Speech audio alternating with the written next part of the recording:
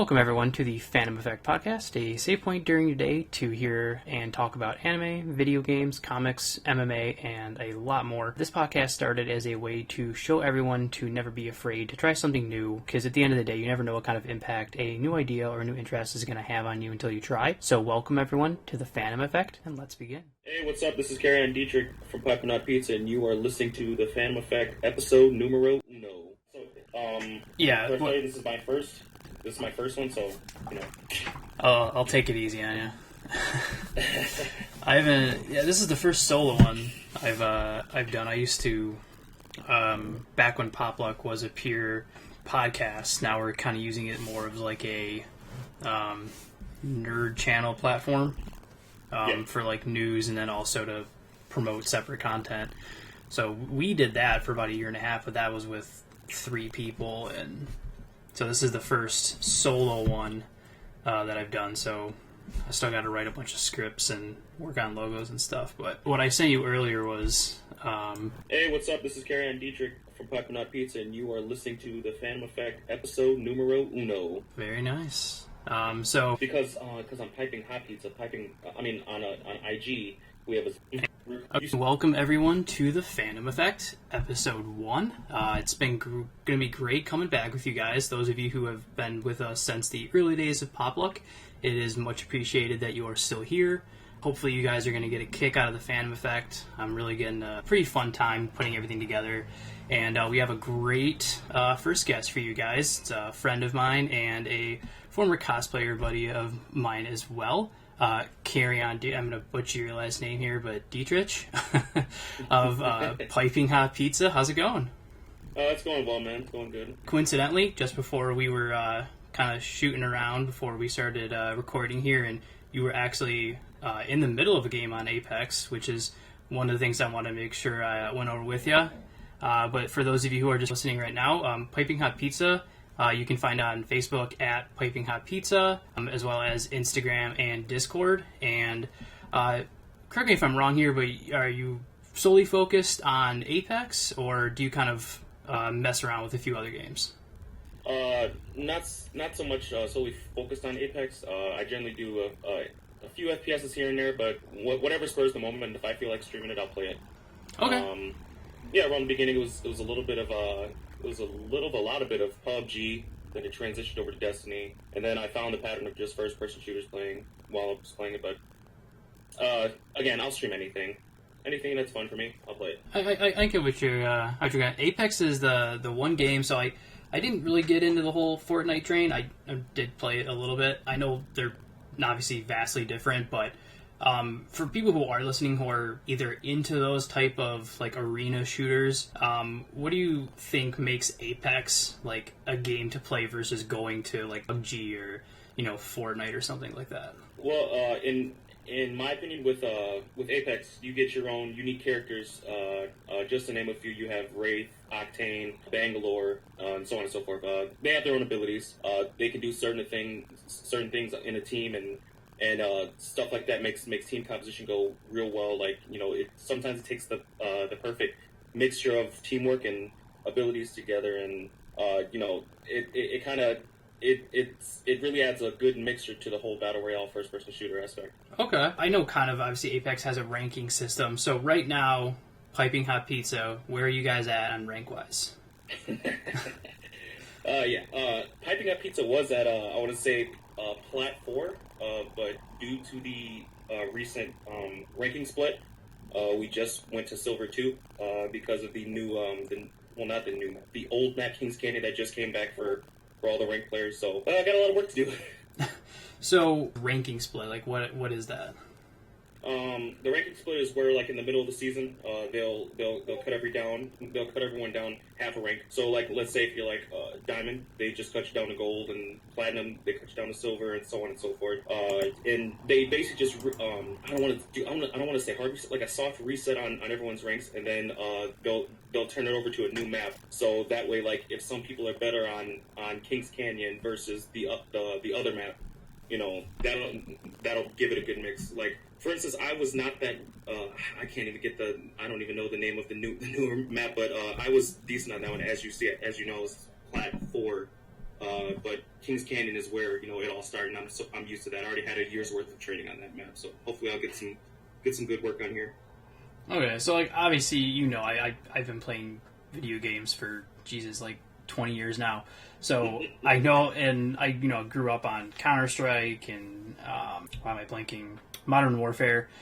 So is like you kind of just mentioned, is Apex very similar in terms of knowing maps is like a huge key thing? Knowing maps is more than half the battle. You'll always have those people that want the hot drops, and the people that want the hot drops generally know like the ins and outs of the map. I got a bunch of friends that would like to drop off in the slower parts of the map, but not for me. I like to keep it. I like to keep it good where I know my mapping and stuff, and I generally would like to take the lead for dropping half the time. So I always try to be drop master, and I'll try to get us to the best spot possible. Okay. And do you ever do anything with like when you guys are doing like your streaming? Do you ever try to like team up with people that are like listening in, or do you guys try to do anything like that? We haven't had much viewers attempt to try to ask to join us. We had a few here and there, but due to us being strictly on PC at the moment, we can't really do much with people who are on like PlayStation 4 and Xbox and whatnot. But with Call of Duty, we're able to cross-platform play, so I'm open to anybody willing to play on that too. Okay. So does Apex not have cross-platform, or is it just not as like sophisticated as no cross-platform? Not yet. Okay, that's kind of interesting. You'd think with how popular these games are these days that multi-platforms would just be almost a default now. Oh yeah, the battle royale is very demanding, especially when something like Apex is free. By the way, for most of the people who don't know, Apex is free, so don't be afraid to download it and get your feet wet. But anyway, yeah, you have pub. But Fortnite, very demanding game. That instantly went cross-platform, and Warzone for Call of Duty is cross-platform as well. Yeah, so it's interesting with how popular Apex, because I mean, just from my standpoint, I know I haven't gotten into the game, but seeing it from afar, it seemed like it was all Fortnite, Fortnite everything, and then Apex just kind of like started and just like blew up overnight. Yeah, blew right out the gate. It literally did blow up overnight. First news on it when, let's say, I think on a Friday, and it was exactly a year ago, February, almost. It got news that it was getting released on, that it was releasing on a Monday, but it got announced Friday. So all this hype literally built up almost over the weekend, overnight, as you probably could say. And once it came out, downloads were crazy. Servers were, I don't want to say servers were crashing, but servers were very slow upon first few days of logging in. Jeez. So it was a lot of traffic in there. Yeah, it was crazy. Just like you went from it, just Fortnite being this dominant game of almost owning the entire market for battle royals, like just completely burying PUBG. I had heard of PUBG before, and then Fortnite almost just buried it, but then Apex came out and just Fortnite could not stop. It seems like both of them have kind of buried PUBG. I know a few people that still play it, but it kind of seems like the key things now are either playing Fortnite or playing Apex if you are playing a battle royal. Yeah, I was on. I'm not gonna lie. I was on the PUBG train for a while, and then someone else introduced me to Fortnite, and I just thought that was like, okay, sounds like this looks like someone's just copying exactly what was happening in PUBG, and that kind of like scared me away from PUBG. I mean, not from PUBG, from Fortnite. And then I was playing PUBG for a while. And then once Apex came out, it was just smoother gameplay, and again with all the unique characters and stuff, and of course it was made by I don't want to say Activision, by EA. So and it's set in the same world as the Titanfall world. So and I was a big Titanfall fan, so I had to jump on it. Yeah, I loved again, Titanfall I wasn't able to really get into too much, but I do remember the original trailers for Titanfall, and that game just looked phenomenal. So. It was, man. Sucks that you didn't get to taste it. Yeah, no, man. Having a 2-year-old, I'm still trying to get into some games, but right now I'm banking on my time waiting for the Final Fantasy VII remake. That's where I'm. Oh yeah. That's where I'm. Oh yeah. No, I don't care how long it takes me to beat that game. I'm just chomping at the bit. I didn't play the demo on purpose. I know Sony released like a short demo for it, but I wanted to kind of go into this remake just having played it like 10 seconds of it. You never played it ever? No, I beat the original like probably 4 or 5 times. I never played the game. They actually, speaking of funny thing of Final Fantasy is the only Final Fantasy game I've ever played and beaten was Final Fantasy 15. But I believe me or not, I do know a lot of the Final Fantasy lore. So going into Final Fantasy 7, I'm kind of excited to play that. Yeah, the stuff I looked at some of the earlier stuff and it looks just phenomenal. Some of the stuff they've done to it. It's funny you mentioned 15. 15 gets a lot of hate, but I actually really enjoyed beating 15. Like, I thought there was a lot of cool elements to that game. Oh yeah, Final Fantasy 15 was one of those games like, did I beat the game or did the game beat me type deal. It's kind of sad to see that I beat it so fast. Yeah, it definitely wasn't hard compared to like other Final Fantasies. So I've roughly been playing Final Fantasy since, well, I mean, I've played all the originals, but I started on 6, and then beat 7 the most. 9's probably my second favorite, and then I've played a little bit of 8 and 10, but I kind of got away from Final Fantasy for a long time after 10, and I didn't pick it up again till 15. Yeah, you know what? It just reminded me. I'm not gonna lie. I did play a bit of Final Fantasy 13. I literally tried starting that game 2 times before, and I cannot get into it whatsoever. Yeah, I have not heard, like, and that was kind of like what happened is, like, 10 came out, played a little bit, loved it, just never could find the time to play it, like, all the way through, and then it was like I never heard anything about the Final Fantasy games for, like, years, and then, upon looking it up later, it was kind of like what you just said. People were like, well, it was 11 through 13 they were games. Is like there wasn't like anything special about them. Yeah, I'm also playing the mobile game, the Final Fantasy Brave Exvius, and coincidentally, as we're recording this, the day War of the Visions Final Fantasy Brave Exvius just came out today, so I have a lot of work to do on those. Oh dang! It's more of just like a gacha game. It brings it back to the old Final Fantasy 1, 2, and 3 elements, where it's just like side by side fighting, and you got your abilities and whatnot. Nothing too major, but it does have a whole collective of all the Final Fantasy characters in one game. And that's on mobile? Yeah, that's on mobile. So, imagine, having a, Noctis Cloud, Furion, Warrior of Light, and freaking Sephiroth on your team, for all we know, just fighting against just almost anything. I'm gonna have to check that out. I still think, though, like, since we're talking about the games right now, I still think, though, like, that I don't know if you ever played Final Fantasy Tactics, but really early PS1 game, very hard to find out, but probably one of my favorite. Was it Advanced Wars on the Game Boy Advance? Never played Advanced Wars, but that I think I know where you're talking more like RTS style, right? Yeah, like old school RTS style. Yes, so more. You're saying more so like I don't know if you ever played Shining Force for the Sega Genesis. Briefly, but yeah. Yeah, that's what got me into that. What else? Fire Emblem for even a better comparison. I have not played any of the Fire Emblems yet. And it's literally copy and paste tactics. Yeah. I keep hearing that it's a game that I should definitely pick up, and now that I have a Switch, but, well, I have half a Switch because my Switch came down with tilting Joy-Con syndrome, so... Oh, fun. Yeah, half my Joy-Con is currently sitting in a box because I was getting ready to ship it to Nintendo, and then we went into the super lockdown, because at the time of recording this, the U.S. is in super COVID-19 lockdown. Yeah, you might as well just run to a GameStop. Is it the controller? Wait, do you have the Switch Lite, or are we talking the ones with the detachables? The detachables, like the original. Yeah. I'll just ship those into the GameStop. Hey, what's up? By the way, I'd like to buy some new ones. Even they're not open anymore. Yeah. They're not essential. Well, they tried saying they were essential, and then people got pissed off, and they got a bunch of negative backlash, and they were like, all right, I guess we're not essential, so they'll do drop-offs, so you can order something, and then someone will just, deliver it to you, but... Really?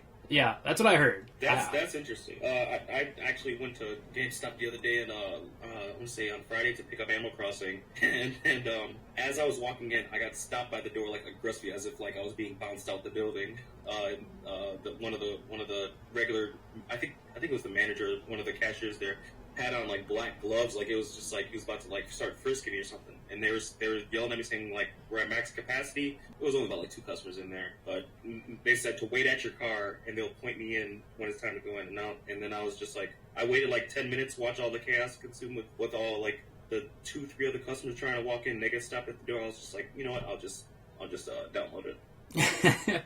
And that's the yeah, it's crazy right now. Like my like bigger boss didn't really want us working from home too much. He'll never listen to this. He'll never listen to this podcast, so I'm safe. But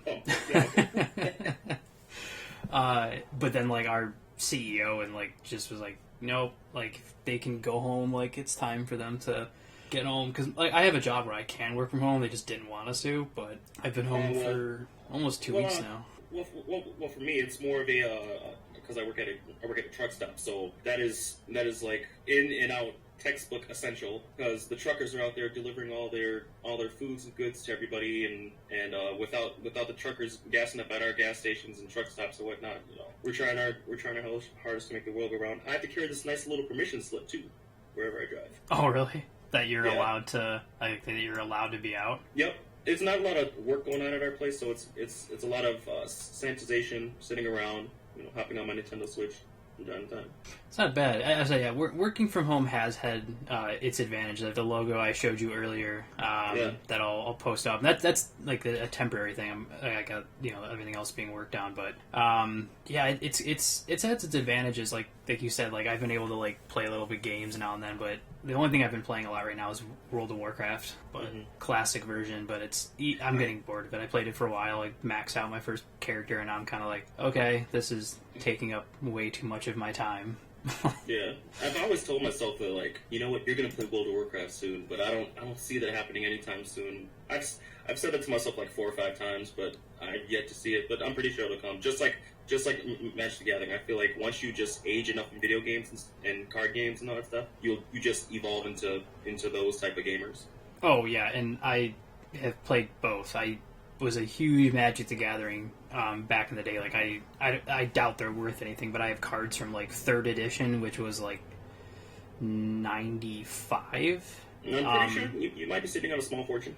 Yeah, they were like some of my brother's cards that he had, and I still have some older ones that I was able to get. But it got to that point where it was fun to play, but then the only friends I was playing with got way more into it than I did, so they would pour like hundreds of dollars into their decks, building like decks where like turn 2 they would kill you. Oh, yeah. And meanwhile, that's where the gap happened between you and your buddies. And meanwhile, I'm like, I spent $5 on a pack, and I'm broke for 2 weeks. Yep, same here, man. Same here. I think the only time we got lucky was there was a shop opening up close by where we lived. That was like going to be like a card shop, and you could go there and like there's like tables you could like play D&D, but they were also going to sell like a ton of like Yu-Gi-Oh and Magic the Gathering cards. And we went there when they were still organizing, and they had like a box that was like dollar cards, and it was all gold rares and reds. Yeah.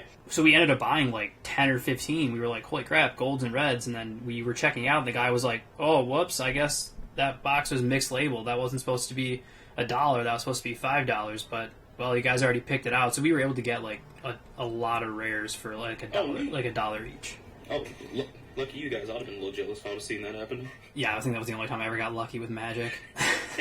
After that, it was just like nope. But it's still fun to play. I still have the cards. I don't know what I'm going to do with them. Like probably sell them one day, but yeah, who take some time, eBay a few of them, then once you see that they're worth a little more than what you thought, eBay wait. Yeah. Or you look at a card shop, who knows? Anything will work. I know there's like a website you can go into and type in like Magic cards, and it'll show you like it's like a NASDAQ for like Magic cards, and it shows you like their worth going up and down. Yeah. I generally use a TCG player. I don't deal Magic. I generally deal with like almost anything else besides Magic. Pokemon, Yu-Gi-Oh, Vice Schwartz, Dragon Ball Super. The list goes on and on.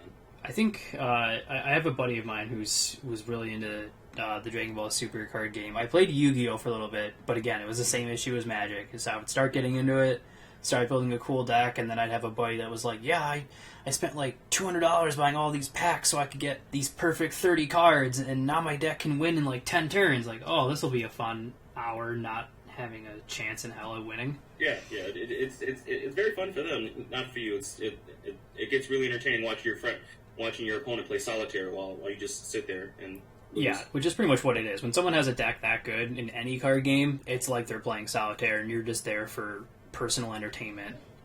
To look pretty. Yeah, pretty much. Yeah, well, not in my case, but at least. So I had one last thing I wanted to ask you on Apex. I know we got off the rails a little bit, but that's always fun though. So if you had to give someone who hasn't really gotten into maybe battle royales at all, or maybe is like barely new to it, having been playing Apex for a while and kind of in general a lot of the games, what would you say is like, you know, it doesn't have to be 5. What would you say is like kind of like your main tips for getting into a game like that and getting better at it? Main tips for getting into it. First things first, it's free. So there's almost that's a good incentive on its own. So you're not wasting any money. All you're doing is investing is time and gigabytes. The community around it is pretty nice. I've never seen a cancerous person that would not help carry you through a game and whatnot. It's obviously going to be frustrating because it is a battle royale, and it's not just you versus another player. It's you versus like 29 other teams. So just have patience with it. All in all, have fun. No, that makes sense though. And then so let's say someone is getting into the game, they've been playing it for a little while. What would you say is like something to focus on to try to get better? You know, in like Modern Warfare, it's like customizing your guns. Counter-Strike, it's, learning how to do, like the recoils. Like, what would you say is Apex is like, okay, if you want to get better at the game, here's like something to focus on? Find your character. They're all different. They all have their own unique abilities. Find them, learn them, love them. I would say my personal favorite at the moment is Wraith, because she can teleport. I don't want to say teleport, she can disappear and reappear into another spot. But the downside to that ability is that they can see where you're going because you leave an end trail. But it avoids you from damage and so on and so forth. And you just have a whole motley crew of characters that can get the job done, especially if you have a good team composition and good mixture of fitting the puzzle together. Okay. That makes sense. I know we had kind of mentioned it earlier, but in general, Piping Hot Pizza is not just a streaming platform where you guys are just kind of playing games. You guys do a lot of other things as well. I know I've watched a couple of the videos you guys have produced. Yeah. So, it's basically just like a centralized hub for entertainment. I like to say PHP for short. It consists of myself and a group of friends that share the same interests in pop culture, whether it be gaming, movies, comics, conventions, and so on.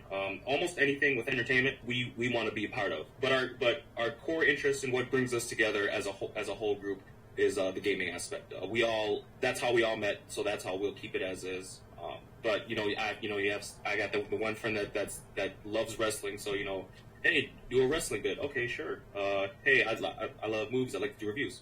Why not go for it? I try to set a platform where all my friends, even people who have never even ever thought of being part of Piping Hot Pizza, express their love for their interest in whatever pop culture they have. I like that. That was kind of the original back when Popluck had first started. That was kind of like the general thing. Same thing we had started. It was a few of us that just had, we grew up playing the same games, met at conventions, all had cosplayed at some point, and ironically, we're all mostly super into wrestling. Pretty into wrestling, and then, of course, now being into wrestling kind of weird because every show is being recorded in front of an empty audience, and WrestleMania is going to be 2 nights instead of 1, and also with no audience. That's going to be a interesting. But yeah, it's interesting being a wrestling fan right now with like AEW starting up, and yeah, I don't know how much you guys are still watching it right now, but it's interesting. I'm not watching as much. I've only seen. I'm pretty sure my buddy Anthony is. But what I've been seeing just empty based off of like clips on Facebook and social media and whatnot. I just usually see them in an empty area with just wrestling, and I was like, it's the crowd that makes like it all lively happen. All the cheering and all the booing and stuff. It's like it was very weird and I felt awkward watching it, honestly. Yeah, there's been like some of the promo work is pretty good because like with no crowd it feels like personal, but when they're doing like matches and there's no crowd reaction, so a guy does a cool move and all you hear is him hitting the ring, you're just kind of sitting there watching going, okay, that was cool. I mean, kudos to them for still putting on a show, but it's definitely a different watching experience right now, but that's kind of the only thing to watch right now. Yeah, for sure.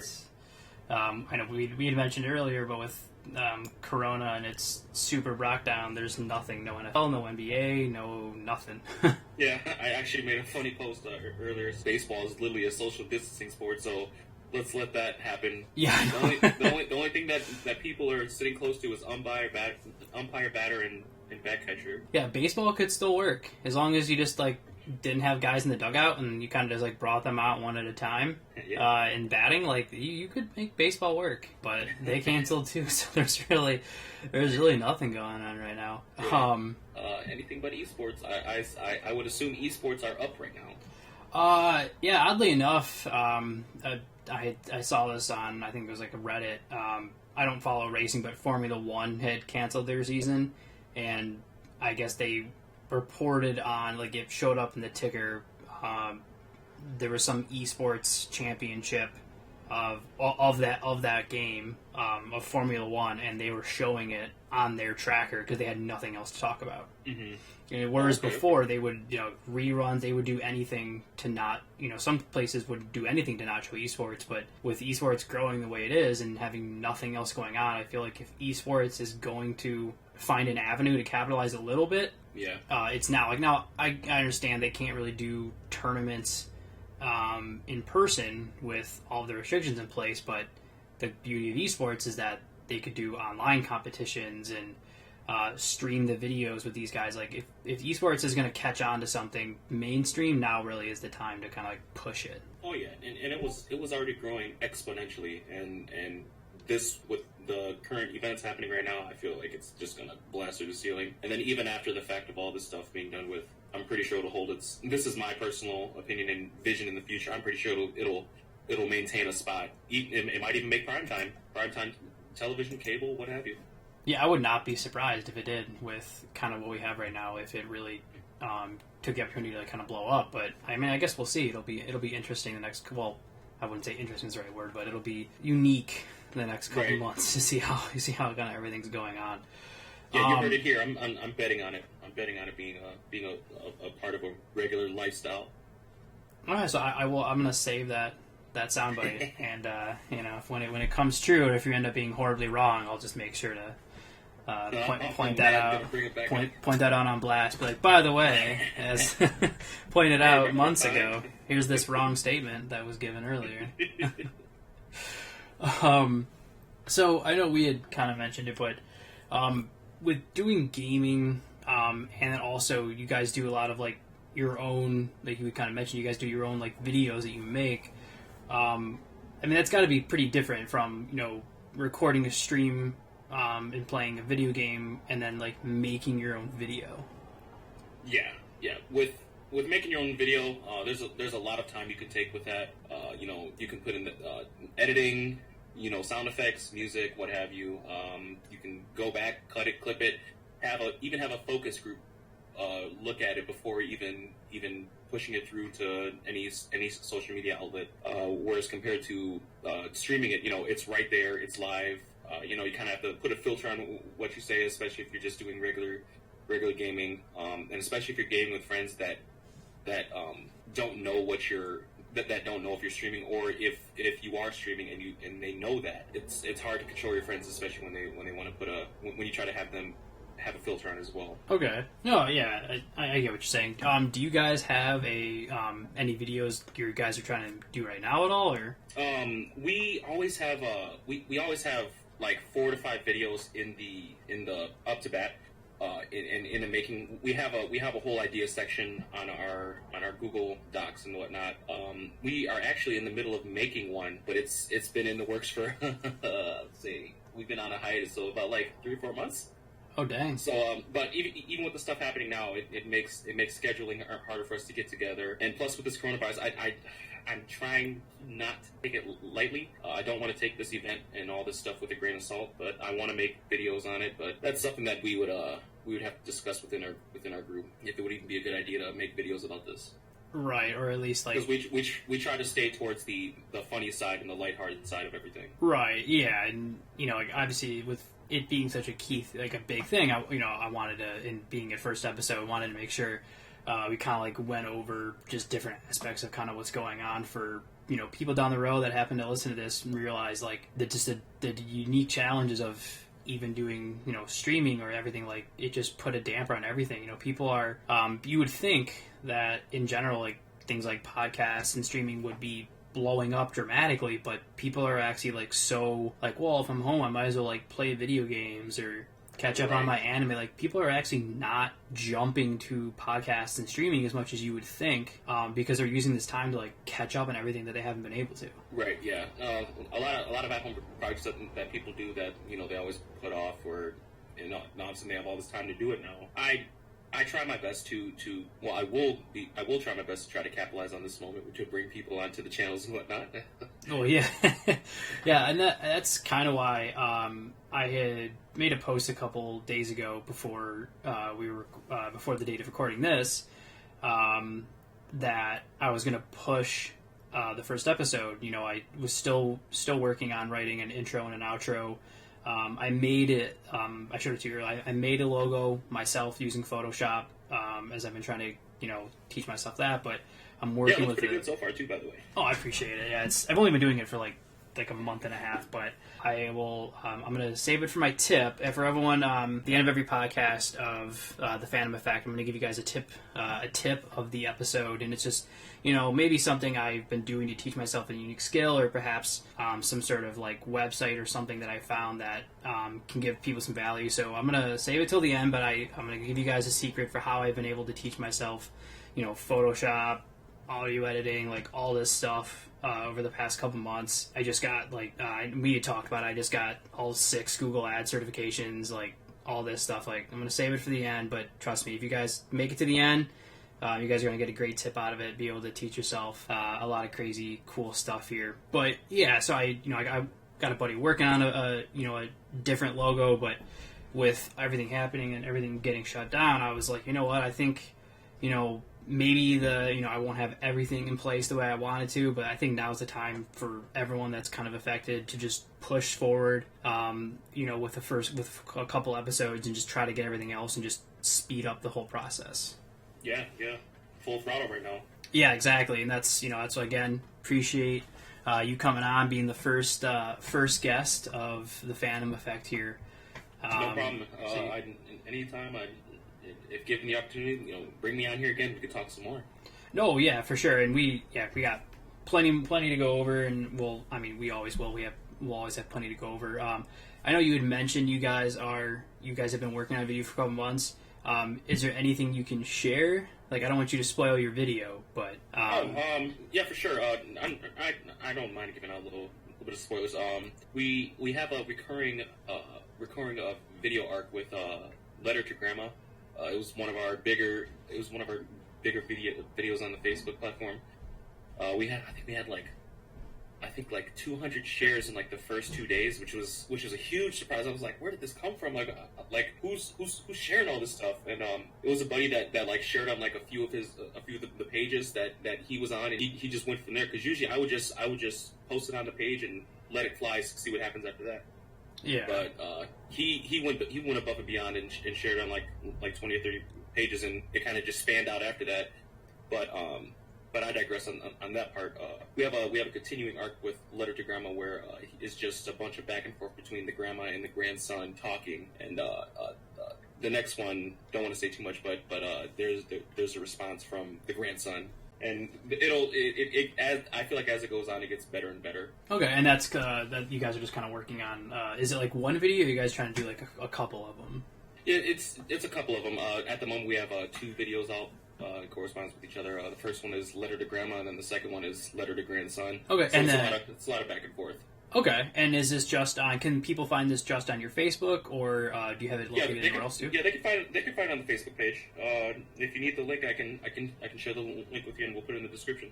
Doing that, which I've been contemplating getting into Twitch streaming again. Now, Twitch streaming is good. I just felt more of a success with Facebook gaming, but with Twitch streaming, I watched my mouth a lot. Even though I didn't set up the setting to have it be 18 or older, because I wanted. What was I playing at the time? I was playing Destiny. You know, Destiny can still be a game for kids, you know, and adults, old and young. And I wanted to keep it PG-13-ish, PG-ish, and, you know, it'd have that buddy that would team up with me, cuss every now and then, like, hey, you know, watch your mouth. But then it got kind of tiring, so I was just like, you know what, just let it fly. Yeah. Twitch streaming was interesting, and that's why, like, I've only been streaming, like, WoW Classic right now, because I didn't know what else to really stream, so I'll let you know. So within the next day or two of this podcast being recorded, I'm going to make a post, and I'm just going to pick like 5 games that I have not played on Steam that I bought with the intention to play, and I'm just going to have you guys vote. So highly relatable, dude. However you guys are out there, I'm just going to post stuff, and you guys can just vote on what you feel like having me play. But I know we had mentioned this not recording, but it seems like a good thing to go over. Main Facebook gaming, you know, OBS is kind of the main platform, and I'm still learning OBS myself. For people out there that are doing, you know, streaming maybe on Facebook, or perhaps they have a page, what would you say, like, how long did it take you to kind of get used to the OBS settings? Because there is a little bit of a weird learning curve with OBS. With OBS, that's how I first started it. It was very hard. It's all self-taught, but then again, I did get a lot of help from a lot of YouTubers.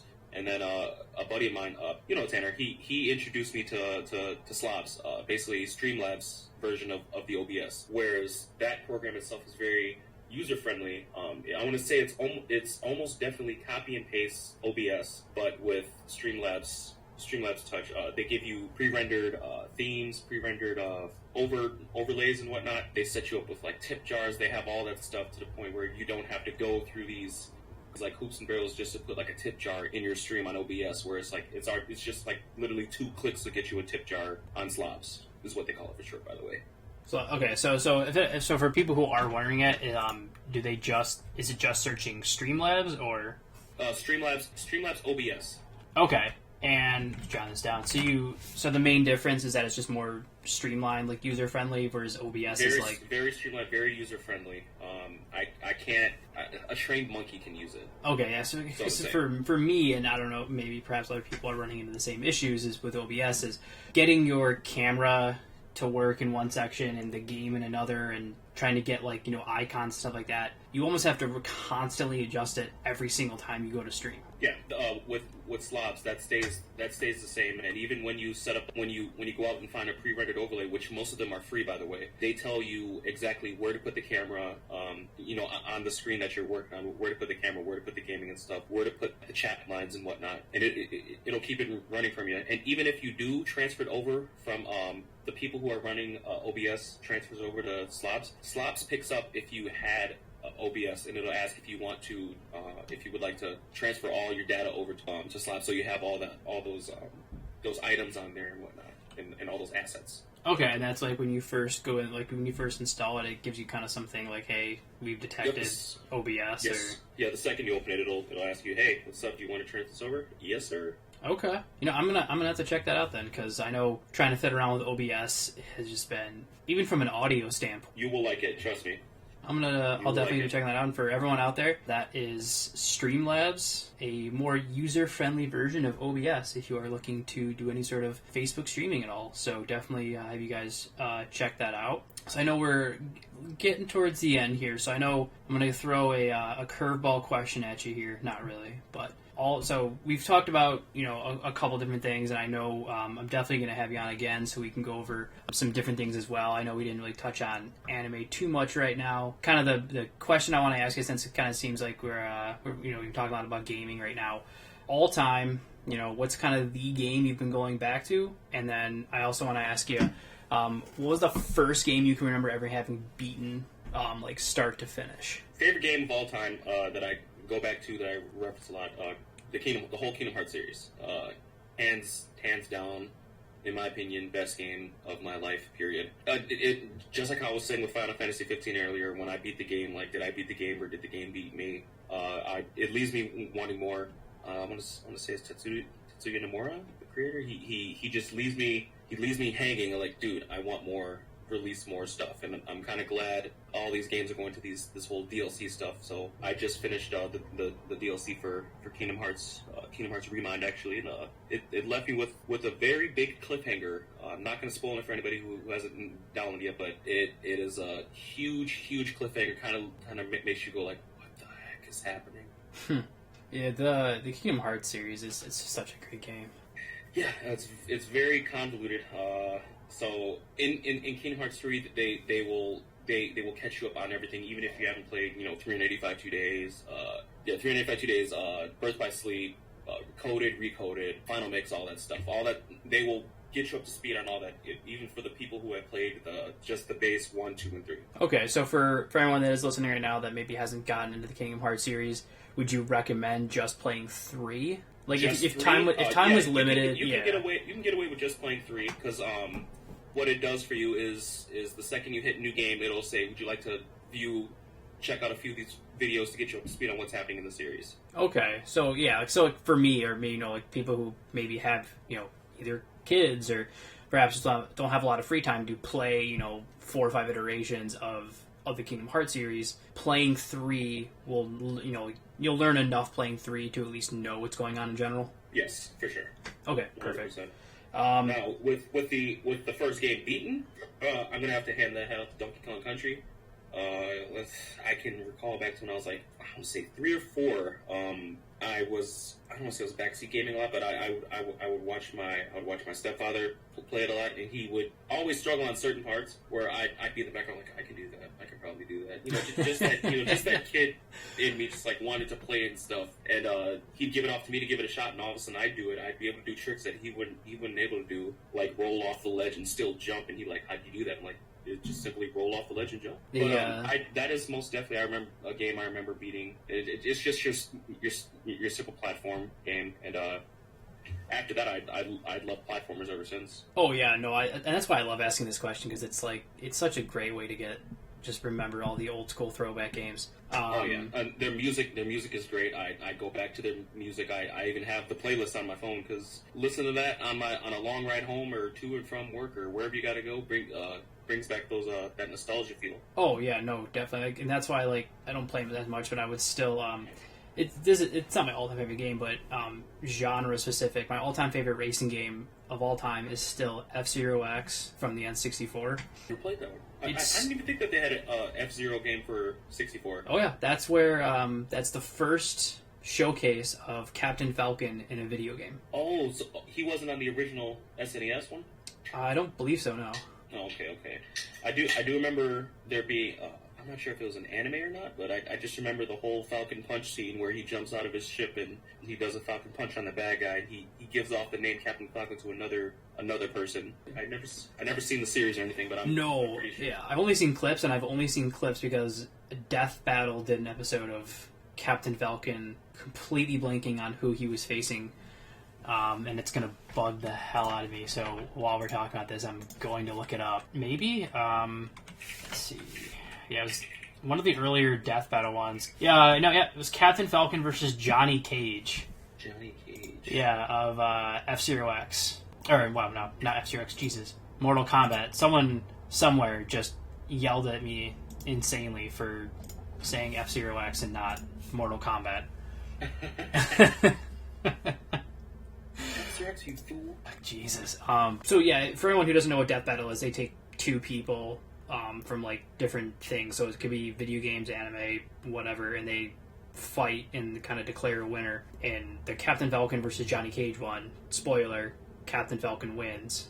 I would imagine one Falcon Punch will do it for you. Yeah, and it's insane. They break down the math of based on this episode of the Captain Falcon show, and they showed a lot of clips. When he did the Falcon Punch, this mountain blew up, and this mountain must have been this high based on the dimensions. Therefore, the punch was 200 gigatons of TNT. Holy crap! I don't it hurts my brain when they talk about it. But okay, I just subscribed to them so I can check up on this because. It's very interesting. I like when they put science behind stuff and do Death Battles. Oh yeah, it's full science. And what's really nice is they'll take every iteration of it. So they'll take Captain Falcon in the video games, the anime, F-Zero X. So like they showed clips of F-Zero X because they said, well, in F-Zero X his car went this fast, and his car in the anime has like all these powers and stuff, like it can respond to his voice and all this stuff. So they were like, well, based on the show and the video game, his car can go this fast. Oh, okay. And like they break it down like insanely in depth. Like there's a lot of good ones. Iron Man versus Lex Luthor was another really good one. Interesting. There's a ton. They've been doing it for like almost 10 years now. That kind of reminds me. Of what's that one show that came on? Was that Spike TV where it did like samurais versus Vikings, and then I was like, oh yeah, I love that. That show was really good. Versus the USAA armies or whatever. Yeah, they did. There was like a Knights versus Pirates one. Mm-hmm. Yeah, it's really really similar, but it's like they fully break it down. It's like super entertaining, and there's a lot of anime ones. Like the biggest controversy one they did was Goku. They've done 2 Goku versus Supermans. Oh man, that's just a discussion that's just brought up on a regular basis. Yeah, among nerds. Yeah, and I'm very much Team Goku. Oh, we can get into this, that's for another time. Yeah, we can get into this. I'm just saying, there's a lot of my big thing on it is just okay. Yes, maybe base under Earth. Yeah, Superman under the Yellow Sun has the advantage, but you're supposed to look at it as an overall fight. And if Superman's only strong under one type of sun, whereas Goku's strong regardless of where he goes, if they don't fight under a yellow sun, Superman's just a regular person. Wow, you literally just swayed my decision. After I've been on Superman's side for so many years, and that's kind of been my only argument. Like under Earth's sun, just this whole time under the yellow sun, he can beat it. That's the big argument. I had a bunch of buddies saying like, well, Goku could just use the transmission, blow up the sun. I'm like, oh, okay, that makes sense too, but you know. Yeah, and I totally get the yellow sun argument, and that's why like I was just like anyone like I always get like yeah, but what if it's supposed to be a normal fight? What if they fight on Namek or anything else? Superman would have almost no powers. Or what if they fight under a red sun and just under a neutral zone? A neutral zone. Yeah, neutral. Yeah, neutral zone. It's not yellow. It's not red because I believe, if I'm not mistaken, red turns Superman like crazy or something. I'm not a big Superman fan.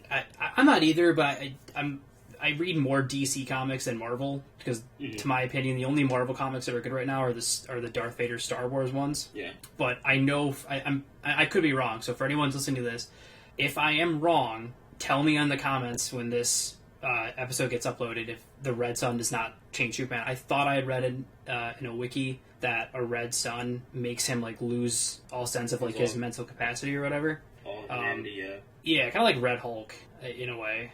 Yeah. I was saying, you totally swayed my decision. I'm sitting there going into this argument, just Team Superman, because I was holding out to this argument probably since like my Yu-Gi-Oh days, because we would always have this argument at the card shop, and then you'd have like a bunch of the anime people talking, and then like even though I'm Team Anime too, I'd still sit there like Superman, Superman has laser beams, fastest speed of light, or the fastest speed of bullet, he can do all this. He can go back in time if he wanted to, and so on and so forth. And people's main argument in the at the card shop was he can just easily blow up the world with a Kamehameha. And I was like, but Goku's too lighthearted for that. He wouldn't do that. And that's like, and that's why when people argue like even for Goku, but their argument is like, yeah, well he could blow up the sun, or you could have like, yeah, but he wouldn't. Like that's the thing. Like, yeah, but if we're just talking straight up, like in the middle of nowhere, just him and Superman, then I would see who the winner would be right there, like, for sure, clear cut. Yeah, and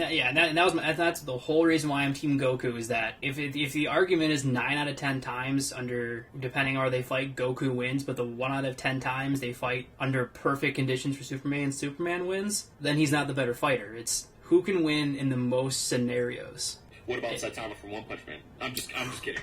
That's another point. That's another stream or another. We could literally do. We could literally do an episode, which would actually be really fun. And something that I wanted. It's something that I've contemplated doing. Was doing one where it's solely.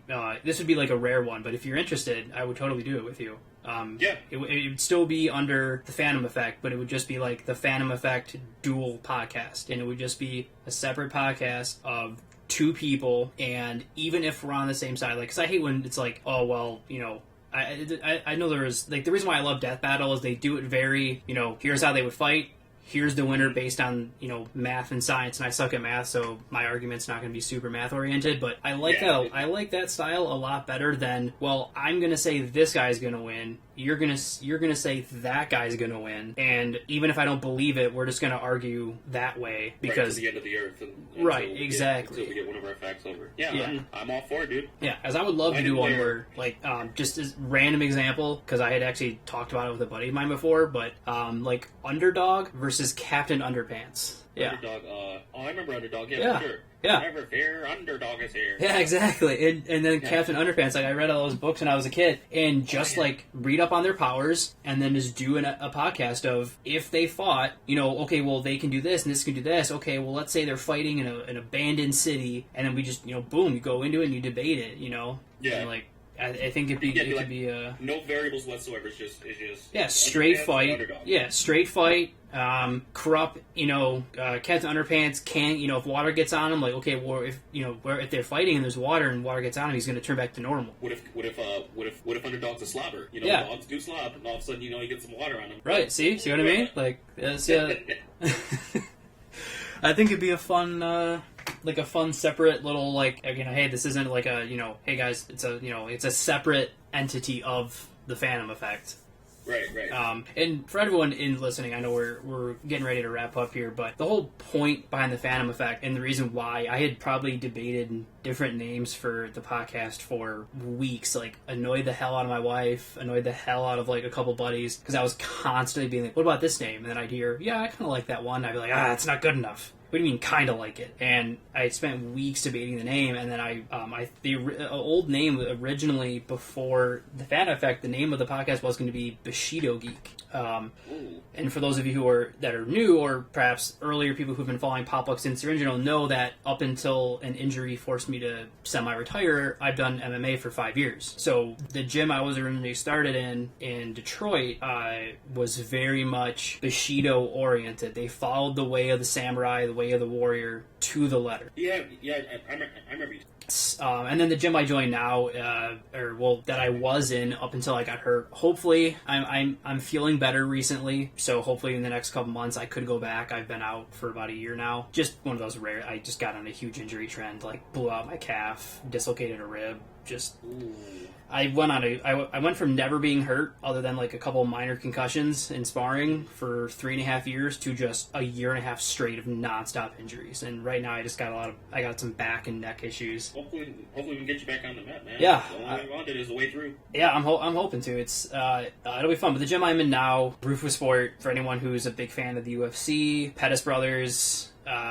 Couple different guys in Bellator, so we got like 4 or 5 guys in the UFC, 3 or 4 guys in Bellator. So definitely it's a huge thing. Is there a chain of those gyms? There is one in Appleton and one in Minneapolis. No, not Minneapolis. Why am I blanking of the city in Wisconsin? I recall a buddy saying that he goes to like some sort of like Rufus something. And I'm sitting there thinking, like, Rufus King? No, because that's a school that's a high school in my area, so that's why I put the analogy together. So it must be some nearby place that's near Milwaukee. Yeah, that's right. Yeah, I don't know why I was not thinking the name Milwaukee. Yeah, there's the headquarters in Milwaukee. Yep, then that must be the place where my buddy goes to. Yeah, probably. We had mentioned wrestling earlier, so I'll just bring this up. But CM Punk also trained out of Rufus Sport. Oh, he is from Milwaukee, isn't he? He is from Wisconsin. No, he's from Chicago. Oh, really? Yeah. Oh, my buddy is a huge fan of him. My buddy's name is Peter. Is only because he looks just like it. Oh, dang. But yeah, there was. I never, like, for anyone that's chiming and being like, "Oh my God, no, I did not meet CM Punk." I just trained out of the gym in Appleton, Wisconsin. So. Yeah, dude, we missed our opportunity. He was at C2E2 2019. Yeah, I was so I didn't get the chance. I know I wanted to. I wanted to wear my Rufus Sport shirt because I was training at the time, and then like pay to meet him, and be like, dude, what's up? Like, I train at the same place you train, but didn't get the chance. But yeah, long way to say that the name was originally going to be Bushido Geek. But then I realized, like, I was like, it didn't have, like, when you're always thinking of, like, the it factor, like, when you say something and, like, the name just clicks. Yeah.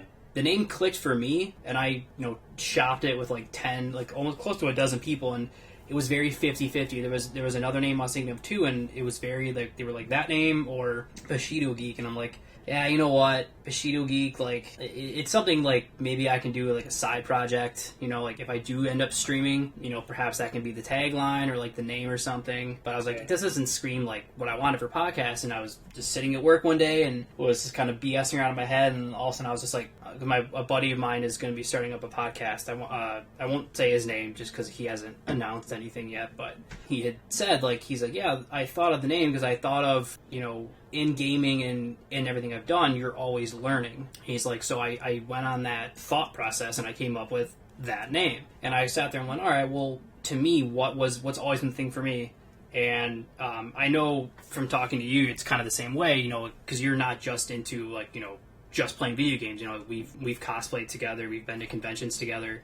You're into anime, right. you've watched wrestling, like, you're all over the board. Yeah, anything pop culture, dude. Right, exactly. And I was always the same way, and I was like, well, I guess so I thought back to, like, okay, well, whenever I've talked to near to your friends, what was the big thing they always said? And it was always, dude, we can't categorize you into anything, because you fight, you watch anime, you are into cosplay, you've been playing games your entire life, but you also, like, you're all over the board. And I was like, man, yeah, it's because everything I've been into, I grew up playing Atari with my dad when I was 3 years old, sitting in his lap holding a, old school Joy-Con, playing, like, River Raid on the old school Atari systems. Oh, man, you're bringing it back, dude. Yeah.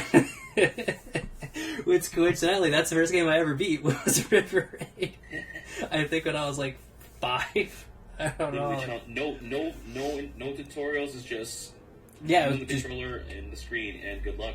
Yeah, and I think growing up, I don't know if it's similar to you, but growing up on that kind of gameplay, Atari and stuff like that, I've never read and never will read a game tutorial. Yeah, if I can skip it, I skip it. Games back then gave you a backbone, like.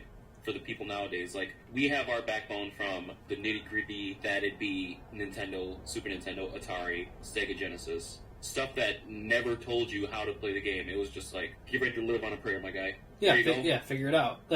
Still, the two of the hardest games I've ever played, still to this day, is X-Men Clone Wars 2 for the Sega Genesis, oh my god, and The Lion King for the Sega Genesis. Oh my, The Lion King. Okay, how many episodes am I going to be in? Because we have a lot to talk about, man. Oh, God. I know, Surprisingly, I have beaten The Lion King, but it's not got beaten on, like, my first second run, probably, like, my 8 millionth try, but that's like Dark Souls for kids. No, God, yeah.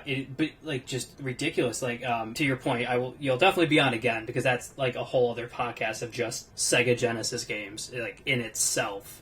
So I'm not going to delve too into it because I'm going to keep that as a teaser for the beginning fans of the Fandom Effect. Tuning in on when you come back for round 2 of the Fandom Effect. So I'm actually, like, I'm serious. I'm gonna type something up to you over the next couple days on just doing a Fandom Effect duel battle and get something separate like that going. Because I always been wanting to do something else besides just the general podcast. And I was like, well, maybe wrestling. And I'm like, nah, there's too many wrestling podcasts out there. Wait a minute. Like, I was like, well. Then you brought it up, and I'm like, well, there's Death Battle, but that's a video thing. Right. I was like, it'd be cool just to... With us just talking, you give the viewer an imagination, so... Right, exactly. But I'm going to keep it as a teaser. We're gonna talk about it. So the only thing I'm just going to say is that, to our point, based on, like, talking about how early on games were like that, is when I rebought a Sega Genesis from Disc Replay, which is a chain, and for viewers of the Fandom Effect and Pop Luck who live in Michigan, Disc Replay is a chain in Michigan that sells old school games and old school systems for cheap. So I bought an original Sega Genesis, Clone Wars, and Street Fighter 2 Ultimate Edition, and 2 controllers for $50. It's not bad. So, and I bought it because that X-Men Clone Wars 2, the game that shows, like, early on games hated you.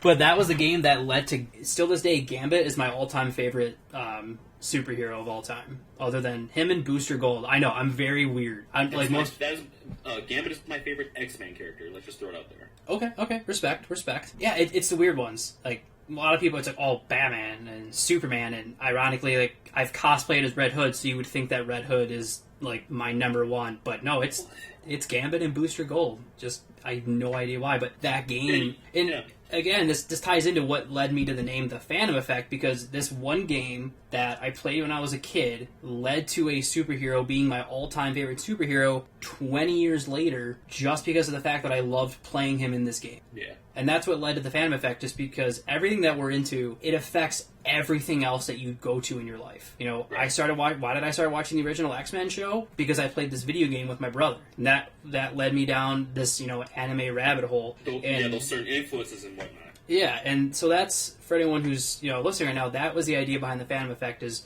regardless of what you're into and what you're, contemplating getting into, do it. Like, look at things that you, if you're not an anime person, but you're curious about it, watch anime. If you're not a video game person, but, maybe you want to try one of the new ones, try it, because you never know what effect doing something small is going to have on you down the road. Yeah, and to add on that, never be afraid to get your feet wet, especially when it comes to entertainment. Always give it a shot. I still have friends left and right asking me what's a good anime to watch, what's a good game to play. I would first go with the anime. I would tell them, like, hey, watch this. If you watch the first few episodes, if you like it, keep, that's up to you after that. If you don't, try something else. Right, exactly. And yeah, and I've done the same thing, and even more so now having a 2-year-old, and I've never, not pushing anything on him, I watch stuff, and if he watches it with me, great. If he doesn't, he doesn't. It's these small things, and who knows what effect it's going to have on his life. One of his favorite things now is, well, it was, now we can't go anywhere, but every other Saturday I took him to the comic book store when I went to pick up my pull list, and I would have him pick out his own comic. Oh, that's super cool. That's awesome. So he has, like, and I have a lot of extra comics or stuff that I got on, like, free comic book day, and I told him, I was like, all right, buddy, these are yours now. So he has, like, a stack of, like, they're all over the board, but he has a stack of, like, 20 comics that are his comics, and so he now knows what comic books are. And the only anime he's watched, and he does love it though, is Yu Yu Hakusho. He loves that theme song so effing much. He will, so much. I could dance that thing all day. I love it too. So it's catchy, man. It makes me feel like I'm walking down the Miami beach on in the 80s or something like that. Oh yeah, that's literally what it feels like. Yeah, it's so freaking catchy. And what I loved about it, like, one of my all-time favorites right now is One Piece, and I'm super behind, and I'll catch up, and that's a whole separate discussion. But the thing with One Piece is that there's certain theme songs I've loved, like that I was like, oh my god, that's amazing. But then every arc they're like, hey, guess what? New theme song. And then you're like, god, like, I just was loving this one, but Yu Yu Hakusho. A few episodes later, you're just like, oh man, this one's catchy too. Yeah, exactly. But Yu Yu Hakusho was the same thing, just like banger from day one, and it just kept going. But yeah, long way of saying it's small moments like that you just don't know how it's going to grow up. So I'm just going to say this for those of you who maybe perhaps have younger kids or perhaps are thinking of getting into comic books. The first two things he picked out was Avengers, the new Avengers issue 30, and the new Spider-Man 6-issue miniseries they're currently doing right now, with Peter Parker working working as Spider-Man in the newspaper. Those were his first two. My recommendation for comics right now is stick to DC if it's for a superhero. If you're into Star Wars, go for the new Darth Vader series on Marvel Comics. They are both very good right now. But like I said, we're definitely going to be having you on again for the Phantom Effect, and I'm definitely going to be sending you a couple things here. So before we give you those of you who made it to the end, before we give you the Phantom Effect tip of the podcast, again, I'd like to thank my guest for episode 1, Kirian, one of the founders of Piping Hot Pizza. Again, a multi-entertainment website. Definitely want all of you guys with the Phantom Effect and Popluck to check them out. When this episode drops in a couple days, the links will follow. So highly encourage you, if you support me and you've been supporting everything that Popluck's been doing for a few years now, and you've been supporting all the things we've been doing, I wouldn't recommend something if I didn't believe in it myself and see the entertainment that you guys would get. So I highly encourage you to check out everything that Piping Hot Pizza is doing. And again, Karen, appreciate it.